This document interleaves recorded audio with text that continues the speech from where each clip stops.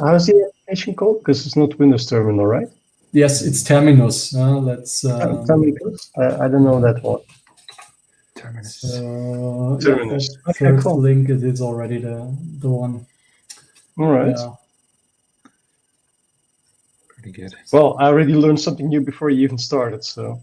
Yeah. Okay. Cool. So yeah, it's a cool one. Cool. Okay. I guess. So potentially I will just keep sharing, and I will actually have that as a first slide. Then yeah, so I'll start with the webcam anyway of us. So and then I'll switch over to you and the slides. Yeah, so I just keep sharing. And, yeah, indeed. There's nothing else you need to be doing. Yeah, cool. Any other questions from your side? No, I just need to mention I only have, since I'm at the moment in paternity leave, I'm here in a setup where I only have a single monitor. So if anything comes up, which should be noted about, just interrupt me, right? Because otherwise I don't see it. I will use the screen for the slides or the coding, the console, and I will potentially miss it otherwise. Okay, no, but that's perfectly fine. So it shouldn't be anything up, and then if something urgent comes up, we'll interrupt you. But otherwise, we'll keep all of the questions for the end of your session. Perfect. So you should be fine. And congratulations. Yeah, it's actually in Germany. I don't know if you know the system. We can always distribute months, and for me as a father, I get 2 months essentially, and this is now the second month. So. My second daughter actually, so she's already now 11 months old, and usually the first month, people tend to distribute differently, but usually the first month is right after birth, and the second one you usually try to put in summer somehow. That's at least how I do it, but more people that also follow that system. You have to make the most of it. Yeah, exactly, and so it just is a I would say some kind of extra vacation, but of course for the kids, everything for the kids. Yeah, indeed. You have to enjoy it while it lasts. They grow up so quickly. Yeah, totally. Mine are like 12 and 16 already, so. I'm far. All right, we got the pre-roll video up now, so we'll be live in about 1 minute. Awesome. Okay, I will throw you off, Chris. Yep. Bye-bye. Thanks. Take care. All right. So just a little bit less than a minute. Well, best of luck with your session. Thanks. And we'll get back then at the end with hopefully a lot of questions. Let's see.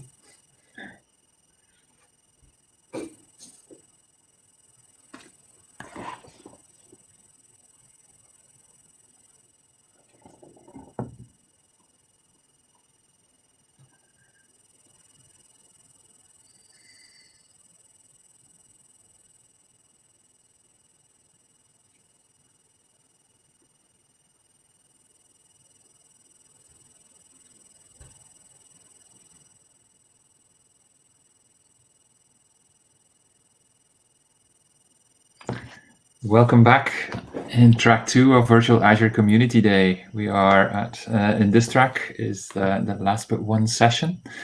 And we have Florian here, who is a Microsoft MVP and who's also a solution architect focusing on IoT and also distributed web applications.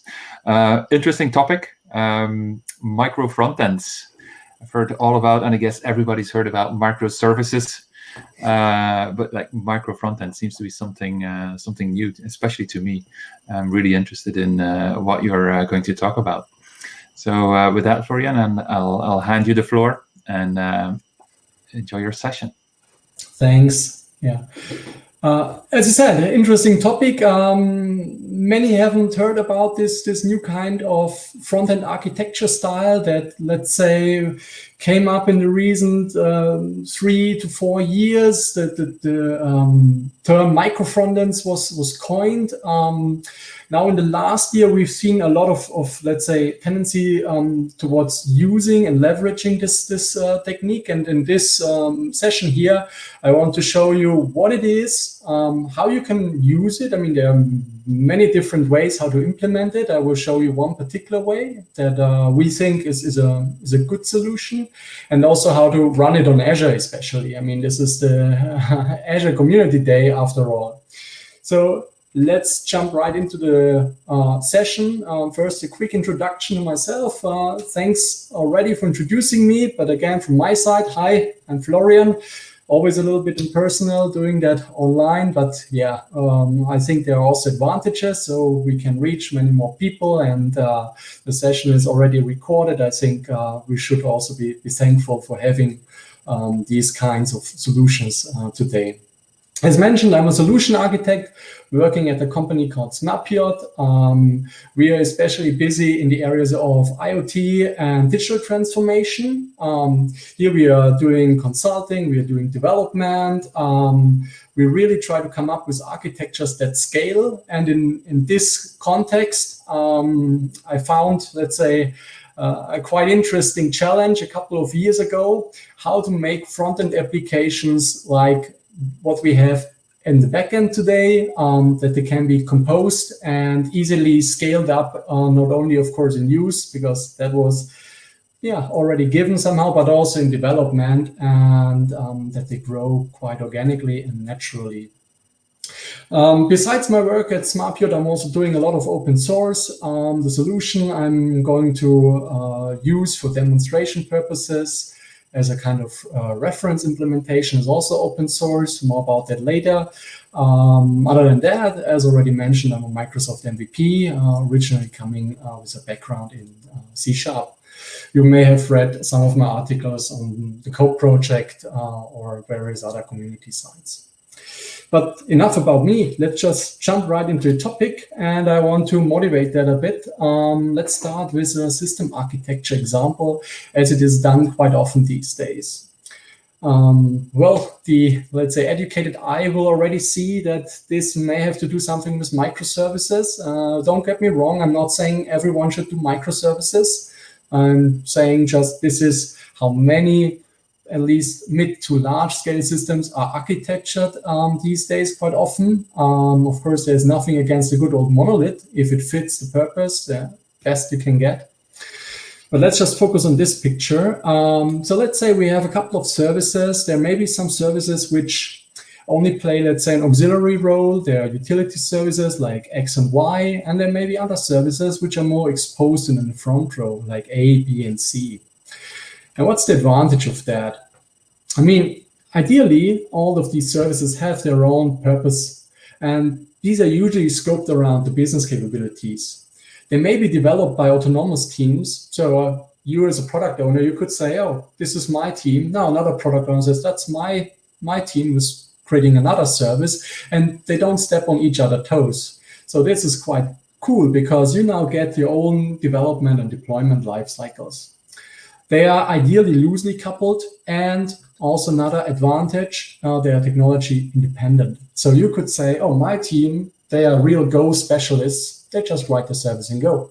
The other team says, oh, we know C# and ASP.NET Core the best. We will just leverage this.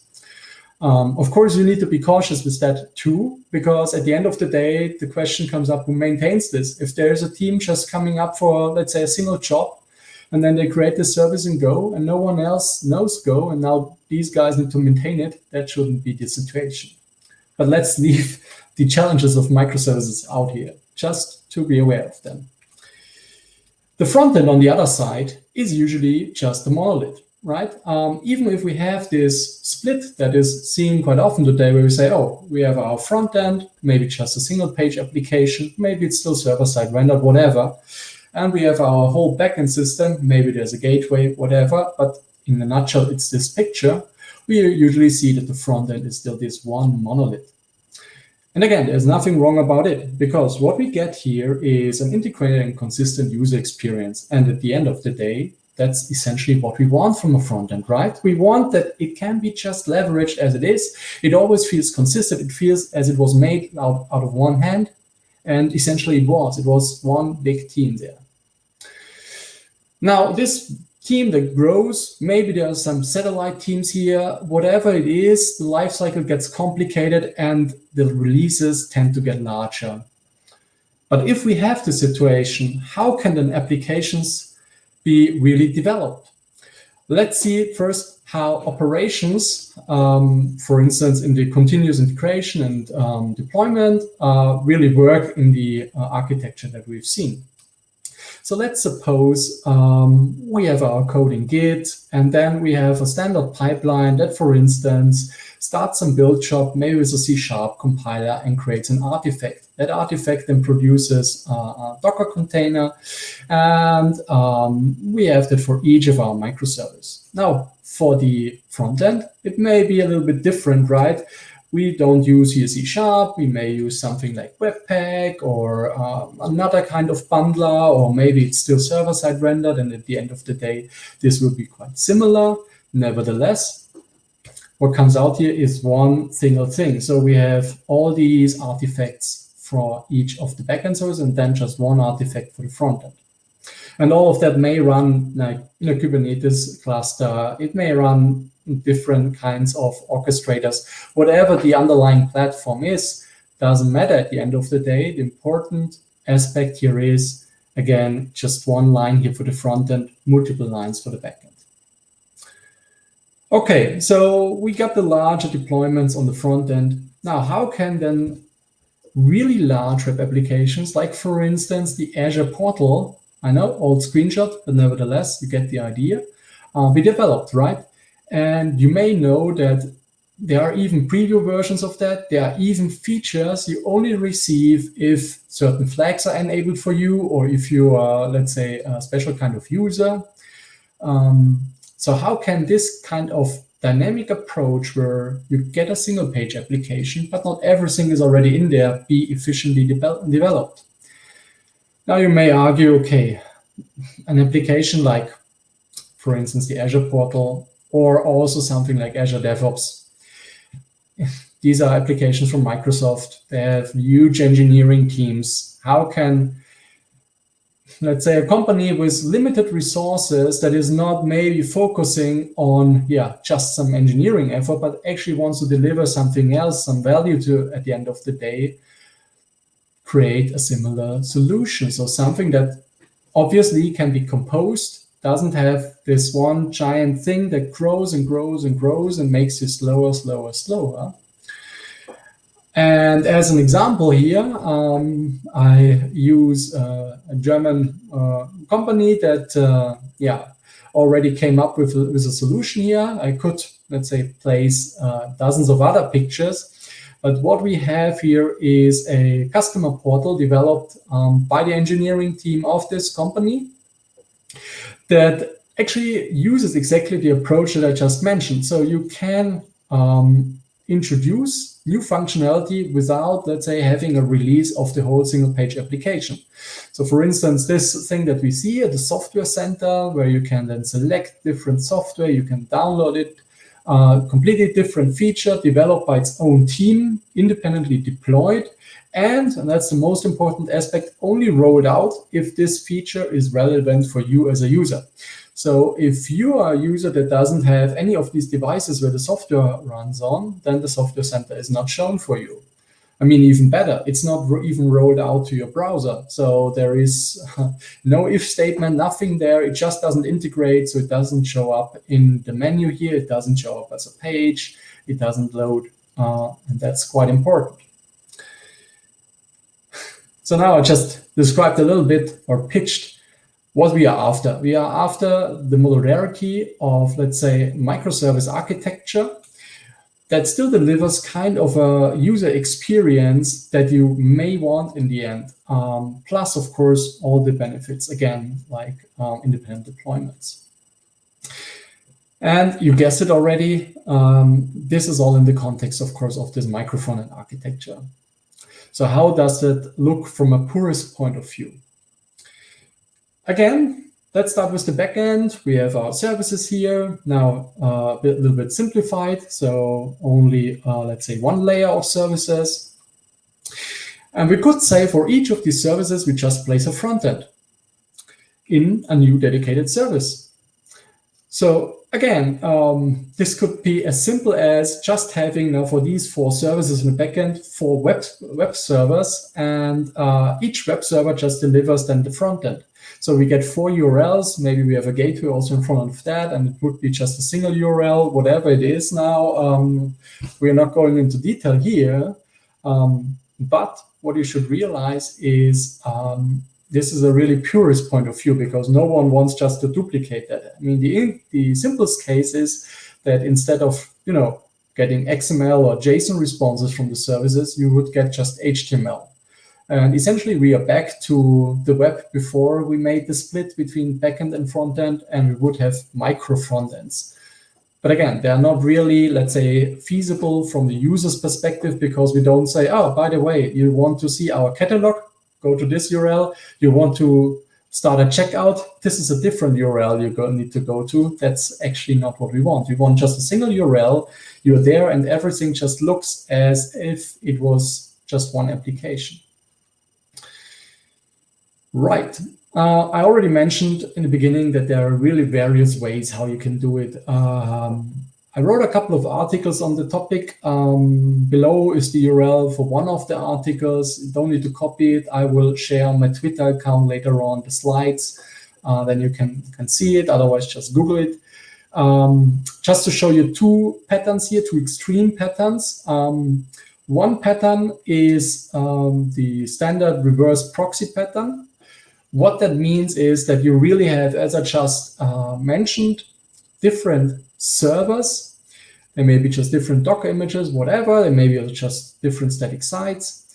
And each of them is delivering a fragment of the page. So what we see here in the image is, for instance, a full page that's in the blue frame, and something is cut out here. That could be something like, for instance, a placeholder. A placeholder, like, for instance, server-side includes, or the more modern counterpart, an edge-side include. Now the question is, where is it pointing to? And it should point to server 2 here, which delivers now the fragment that fits in there. Usually that where it resolves to is quite dynamic. So we only have, let's say, an identifier here, and the reverse proxy actually says, oh, for this identifier, I need to grab it from this server. Or the reverse proxy says, oh, for this user, I'm not filling out that blank, whatever it is. The reverse proxy delivers the fully rendered page, which is quite nice. So you already get something back from the server side that is just composed. And it will be composed in this middle layer, in the gateway, so to speak, on this reverse proxy. There are things like Varnish or, of course, Nginx that can help you really implementing this pattern. And it is very good for things like web shops, where you say, oh, you really want to have everything server-side rendered. Now, for something like, for instance, the Azure portal, where you say this should all be, single-page application. The other extreme is more interesting, which is now shown on the right-hand side here. So again, we have multiple servers. One may deliver, again, a page. We usually call this page the application shell, or in short, app shell.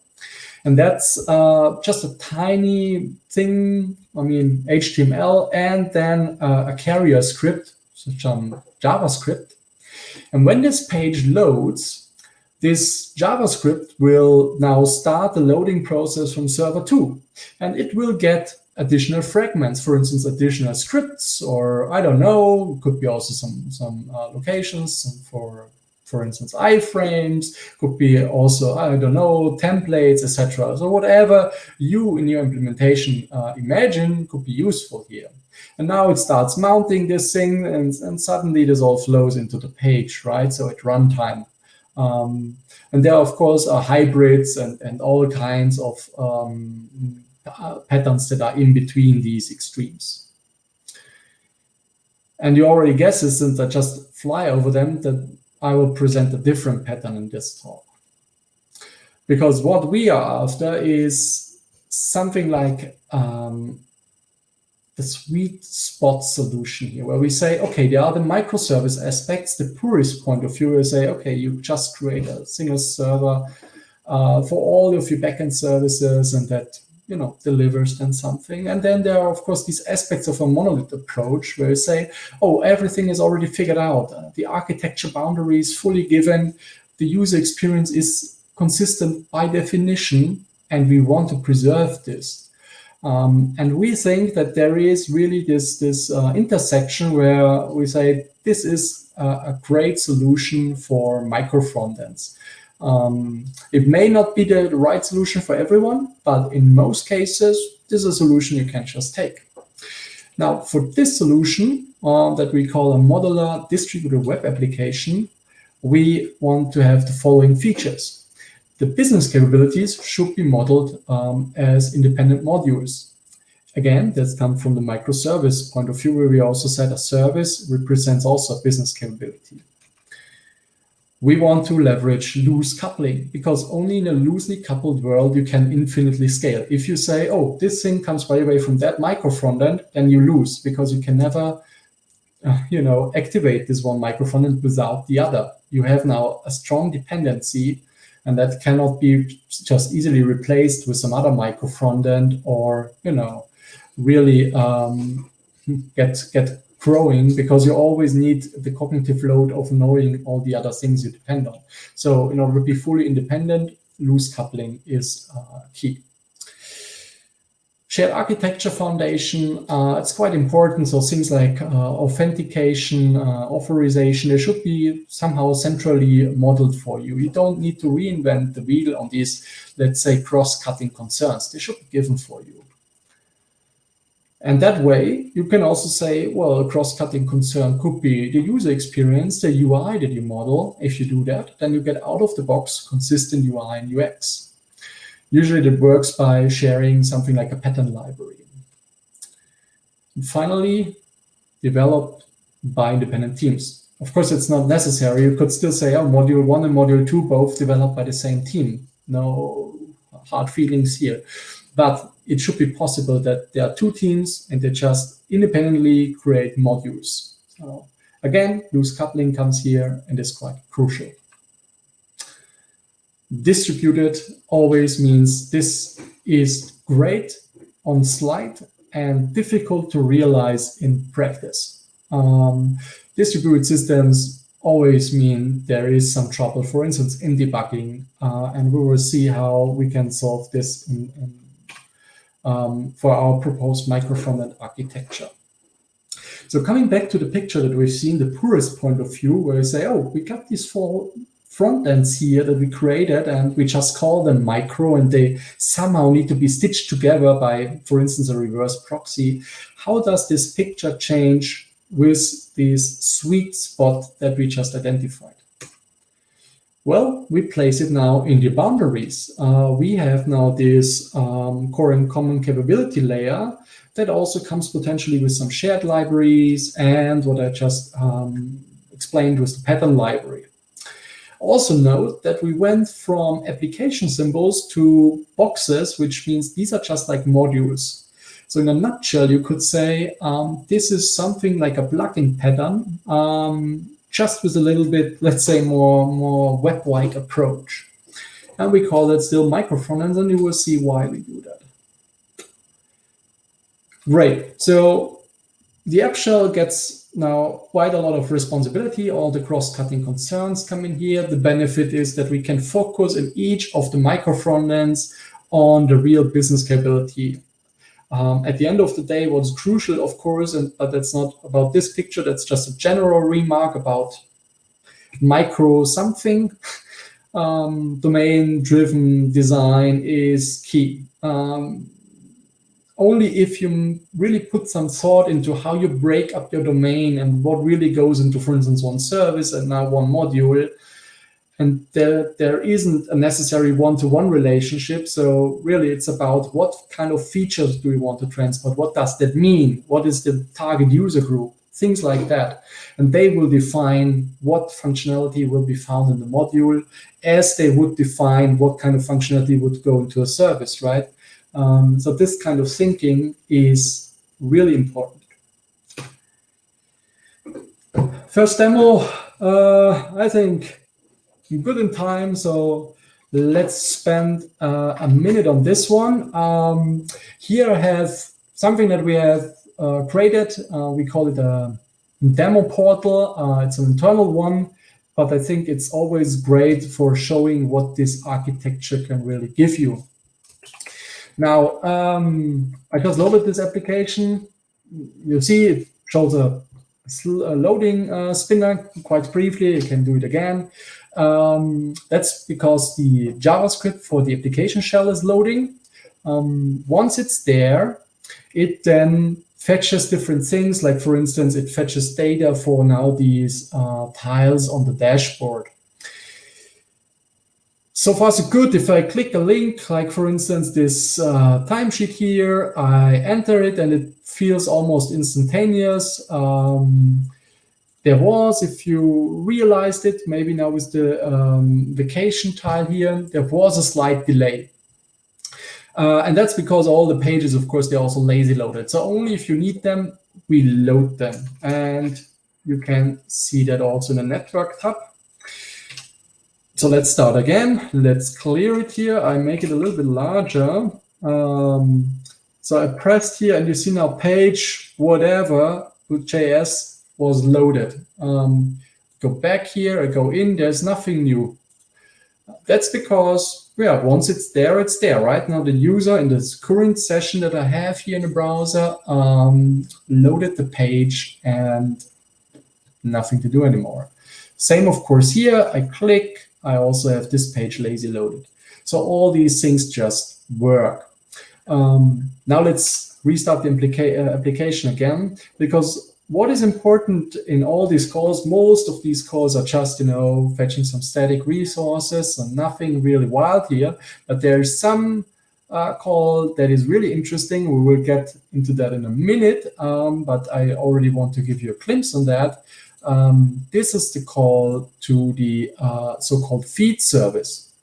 Now this makes a GET request to the feed.pyro.io web service. And it actually also transports here a query string called user type normal. Oh, that's interesting.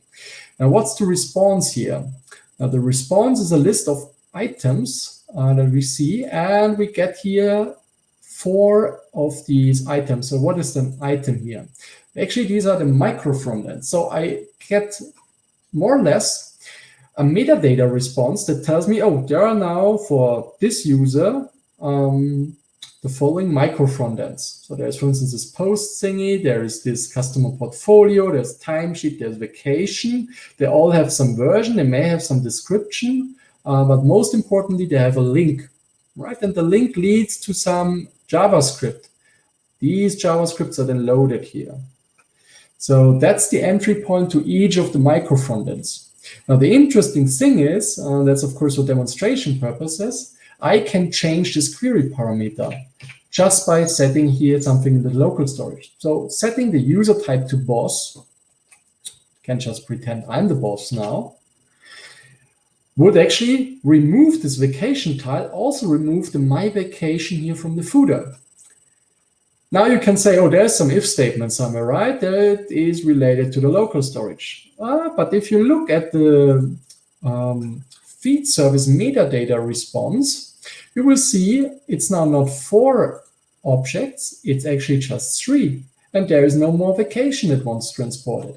So there is no if at all. It's just that, we just deliver here boss instead of normal, and then we get back a different response. And we just, integrate the microfrontends. And now there's no microfrontend to say, oh, there's, by the way, something about vacation. I can remove the user type again. Let's load the application. Again, here is the vacation, and we have the my vacation also here in the footer. And it just works, right? And by the way, this page would also not be there if I go into the boss mode, right? So let's just load, and there's a page not found. Again, it wasn't integrated. And now it's integrated again, and the page just loads. And that's really a key aspect of this thing, that it's not only, that there may be a different development team for this other micro frontend, but you can really have a value add for the user experience, because now you only load and you only deliver what the user gets. And you can imagine, of course, scenarios where you do A/B testing with that. You can imagine scenarios where you say, oh, by the way, I also sync this with some privileges in the backend, and I only show the things that can be then activated and used.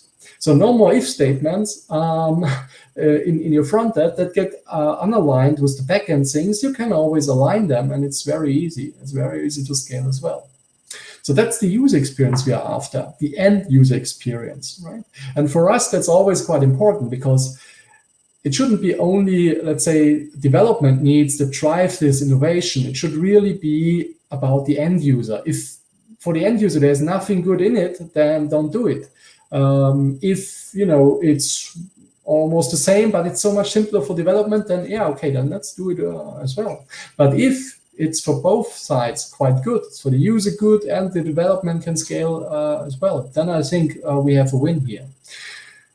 All right. So much to the user experience.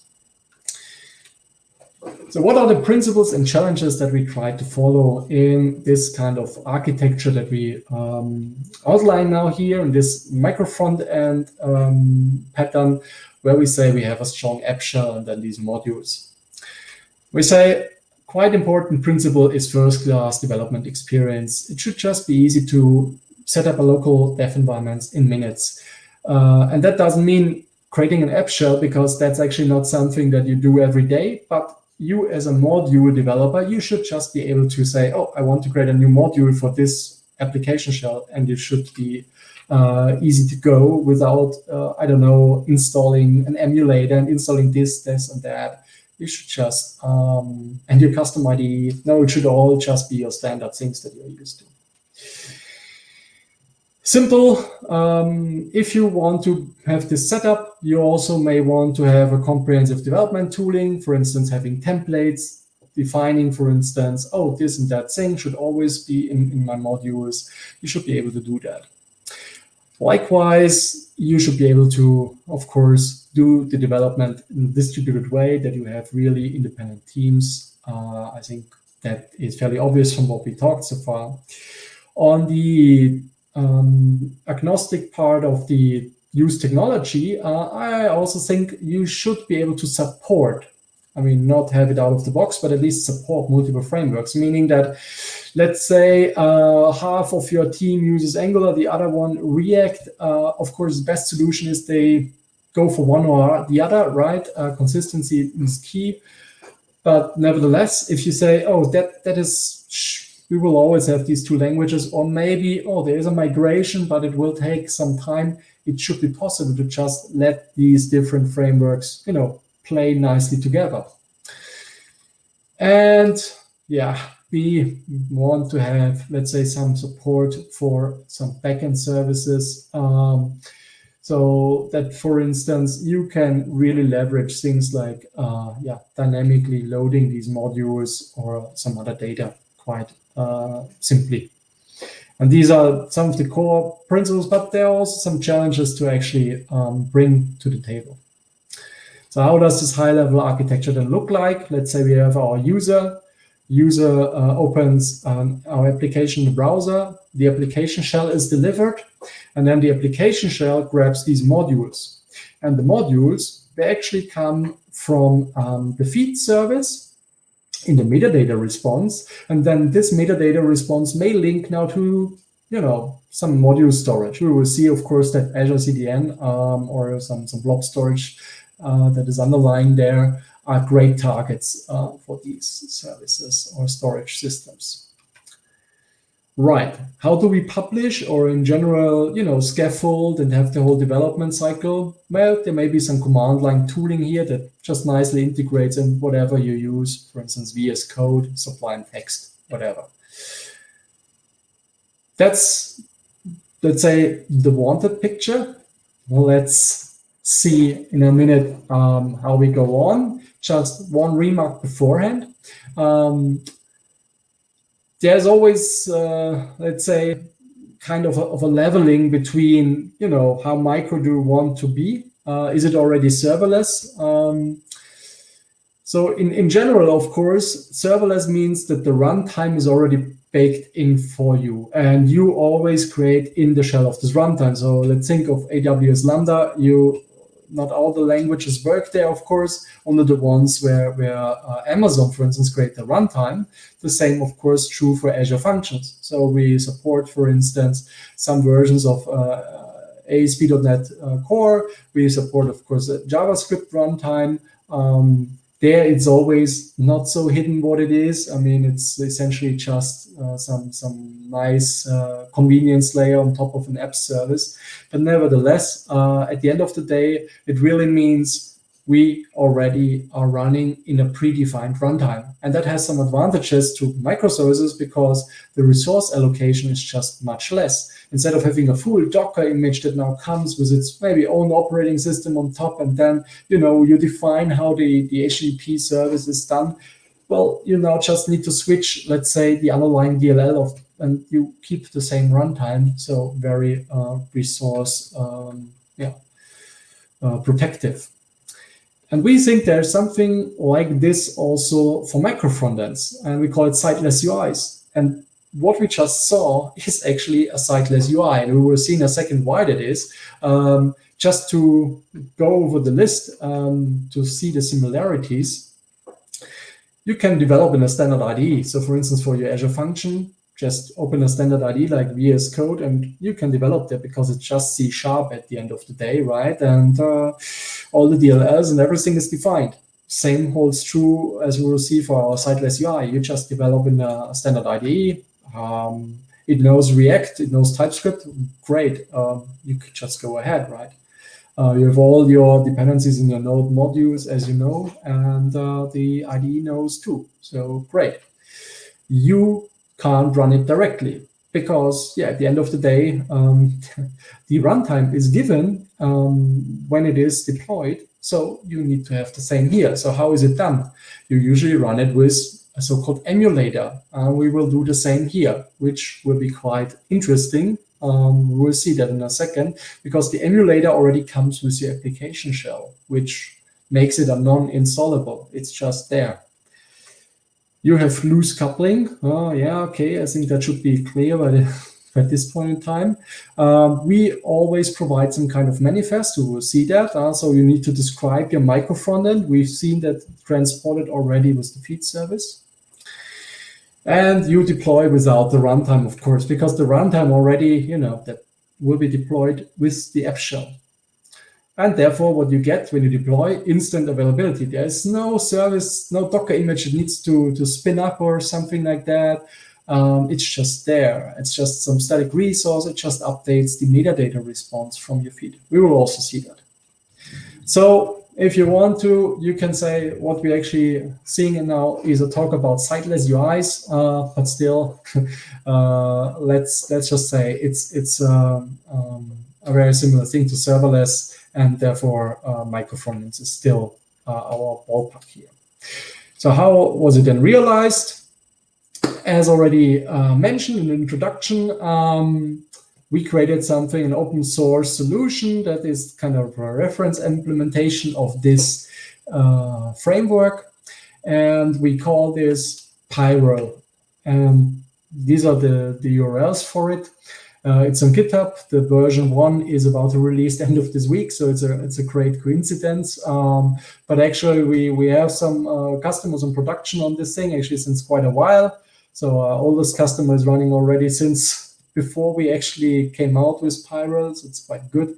But since then, we managed to onboard quite a couple of others, and our GitHub chat is also very, very active. So quite nice little community that is growing there. Again, it's a reference implementation. You can always say, you just get out what you find useful, or you say, oh, this architecture is good. I develop it from the ground with different set of principles. So how does it now look in this Pyro world? For terminology, when we call something a microfrontend, we usually call it a pilot. So pilot means it's a package developed for the Pyro framework. You can also just say microfrontend to it, even though, pilot is more specific.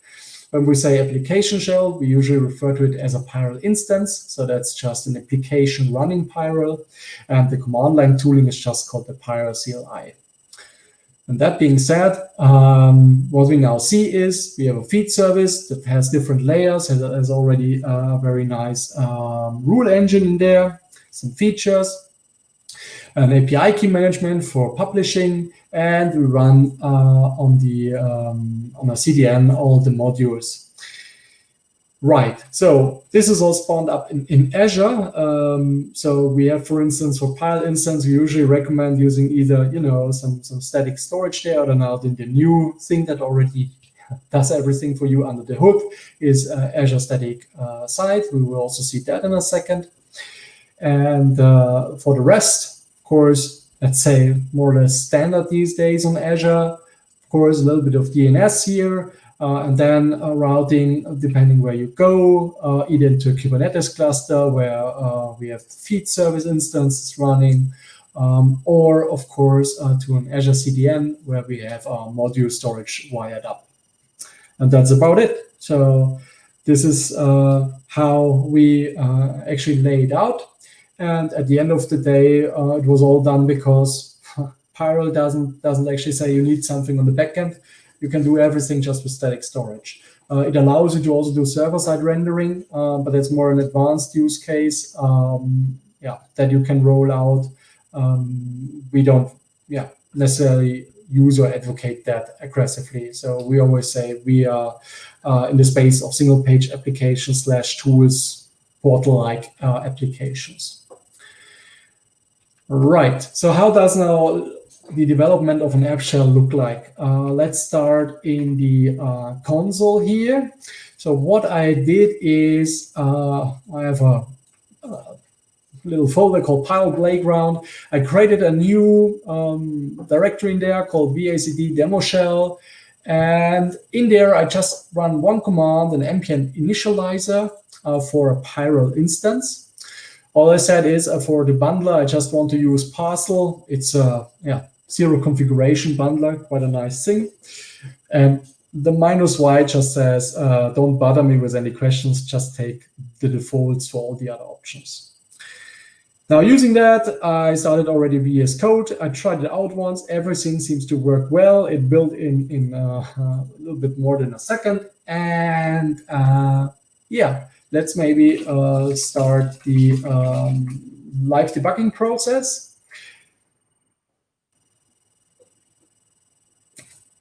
Great, so it should be up there any second. Okay, a little bit longer than last time, but that's fine. Right, so what I'll run here is localhost 1234.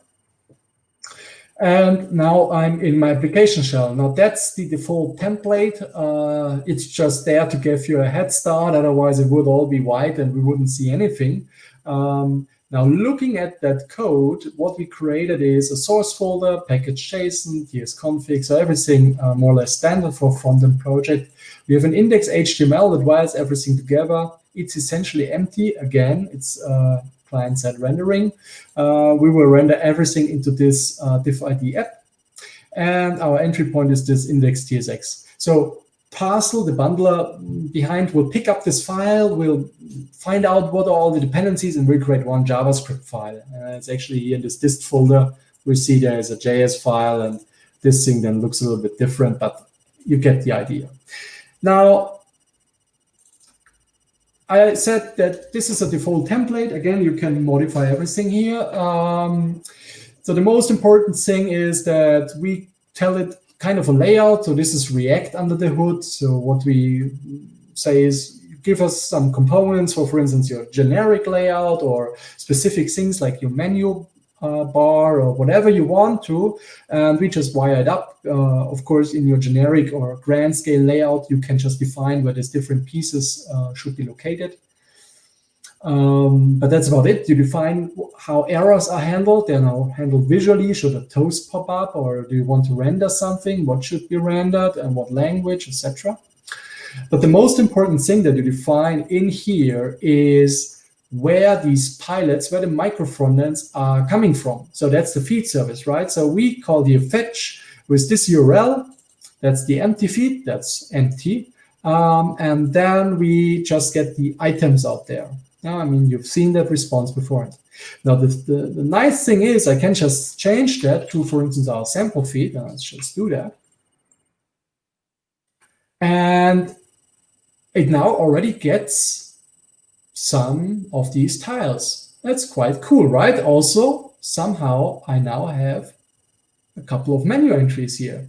Now that's a feed that wasn't now created for this purpose here. It's a sample feed. It actually runs in our sample application shell. We will come to that in a second. But I can already use that here. And I can, for instance, now play Mario 5. And if you wouldn't be, let's say, lucky, then you would now need to see me play this game. Well, at least this guy I got. But you get the idea. I can just change these things and it just works. Similarly, of course, I could make changes to the layout. I could write here, hello, VACD, for instance. And if the demo gods are with me, this thing will reload, and I now have VACD in here, right? So quite nice. And that's how the development looks like of the application shell. So we're using here React under the hood, which is therefore something you can always use for your pilots. Great. Let's stop that because we will now go over to the pilots. Again, you have now different options. So ideally, you create completely new colored teams, for instance, full stack development teams. Right. The effect on the deployment pipeline is as follows. You now can do the following. You can have for each of the backend services, you could have a front-end counterpart. Again, doesn't need to be one-to-one. Ideally, it's actually something else. It really depends on how you cut your domain, but let's just say for simplicity, it's one-to-one. Then you now can have one module in the front end for one module in your backend. And even though you may now say, oh, wow, that's a lot of new pipelines, it actually gives you freedom, right? Because now there is no grand scale deployment when you change now only, for instance, this Mario game here. You don't need to redeploy your whole application. You can add new games on the fly. No need to change any of the cached resources of these other modules or the application shell. The only thing you need to have is, again, one additional thing for your application shell. But then you could argue you may have one gateway service on the backend side as well. So then it's the same number again. But that's the general idea here.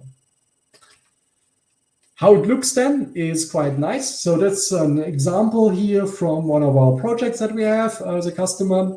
They already had 4 environments, 4 of the backend services, and they use, I would now say, the classic way, of course, with the release management. So no, not the new pipelines with the environments, but nevertheless, the idea is always the same.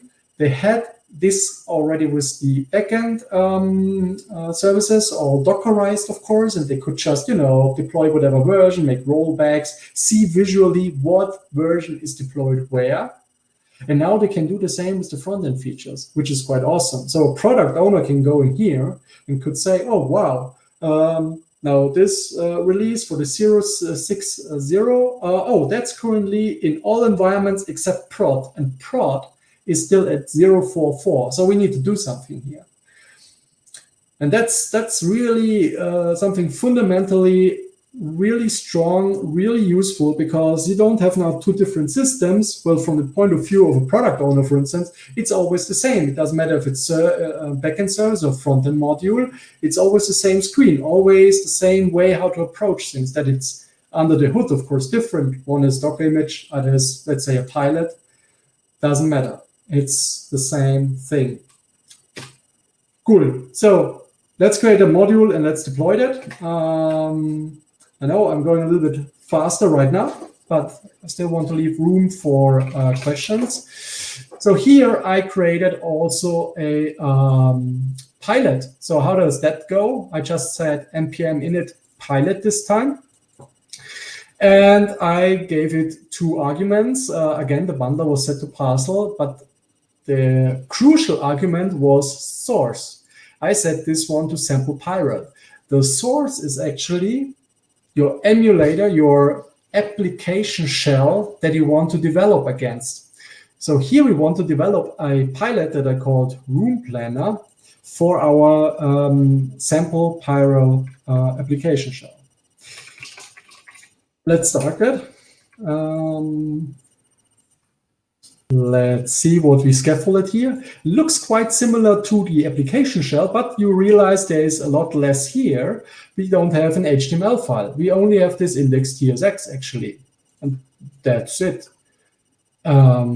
It actually shows sample Pyro here as a dependency, but that's only for types. And the only thing we export is a special kind of function called setup, and that's it. This is what we call a root module, and this thing essentially defines now in a programmatic way how you integrate your microfrontend. So you essentially think about your microfrontend as a library that now only exports a special function which defines how different pieces of the library should actually be integrated or installed in your application shell. So here we just leverage some things of the API, like we show a notification, yeah, boring. We register menu, now that's interesting, and a tile. So are we running? We are running, and let's refresh. Now this thing looks a little bit different. It looks like our sample app shell, and that's wanted, just running locally. And it doesn't have all of these other tiles here. It doesn't have any pilot except of the one we are developing, which is again quite nice. We can load actually all of these sample or any other pilot to have some interaction, but yeah, we don't need to. And so we can just develop our own module in isolation, which is what we should do. Right, so I could now do things here. Let's remove this notification. Let's maybe change this link here, and let's say this is a standard link from React Router.dom. Let's say it goes to Room Planner. And let's give this a name. Maybe I'll call it Room Planner. So I'm not very creative right now. Let's just save this. Let's go back. Where is now what I did? Well, it's here in the menu bar, right? So we can always see this live. So let's make it with an exclamation mark, and you see we have it added. So it's quite a fluent experience here. Maybe we don't want this tile. Instead, we want the page. So let's just maybe add a page here. Let's make this really quick. Let's import React. And then I export default page. And let's maybe define it beforehand. This is a React FC. And we, I don't know, make a fragment here, make a room planner as an H1 and some lorem ipsum. Is there actually so quite nice. Let's maybe format this nicely and let's save it. So far nothing has happened, but we can just wrap this. We are React lazy. So if you're not familiar with React, don't worry about it. The only thing that counts here is that we actually register a page. And we should, of course, do it the same path as the one above. Best case, we use a variable. Let's just make it quick here. And I format this as well. I save it. The tile is now done. Okay.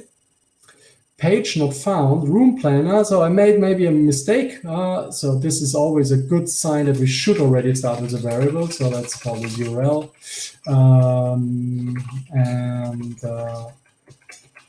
Then I would say, let's try that again. We start with the right link, and here we are. Great. Good, but we wanted to do something, right? We wanted to publish this because right now, if I load this, room planner is not shown. So we want to do that. Right. Now, how can we do that? We can leverage the Pyro CLI that has various commands. One is build, so we can run build, and we can actually check that this all works. It says bundle billet, and once we are done, we should see it did something. It created this output. Great, there's the page, there's the index file. It seems all fine. But what we want is we want to publish this and on this feed here, on the sample feed. So what we want to do is we want to create a new key. We got 2 more minutes left, Florian. Yeah, thanks. I just call it true, doesn't matter. I will deactivate it later. It's copied. I will also deactivate this in a second. And I will add it here. Let's just call this one script, publish pilot.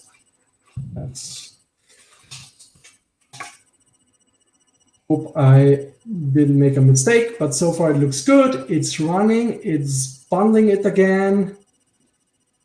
And then this is successful. So if we are lucky, then we see the room planner here. And here we go. We just published that on internet live, and it was no pain at all. So you can imagine this thing has now a lot of functionality and of course a better design, but you get the idea that you can just go ahead, publish that, and it's live. No need to do anything else. So in conclusion, we started with the purist view of a micro frontend. Then we said, what's the sweet spot that we want to hit? We derived the architecture for modular web application, and then I showed a bit this reference implementation with the Pyro framework. I will share these slides. Have a look at Twitter in half an hour, let's say, and would appreciate if there are any questions. Then you can always talk to me or reach me via one of the channels. Thanks. Okay, thanks, Florian. So there was a question still in the chat. So, but yeah, we'll be going offline in just a couple of seconds. If you could follow up in track 2 in the chat window on that question, that would be great. Thanks a lot for your session. Really interesting and insightful. Learned a lot of things. So thanks a lot. Thanks.